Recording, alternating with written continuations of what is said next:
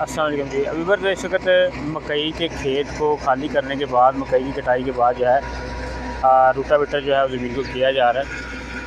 तो इस वक्त बत्तर अच्छा निकल रहा है। गन्नम की काश्त करनी है। ये देखें यहाँ पर इस वक्त जो है इसकी कटाई के बाद इसकी खेरियों को जो है रूटावेट किया जा रहा है।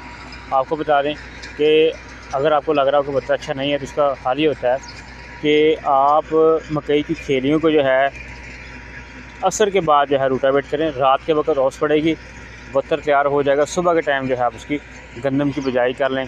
अब आपने ड्रिल लगानी है या आपने छटा देना है, वो आपने अपनी आसानी के लिए देखना है। ठीक है जी। इस वक्त आप अगर मकई की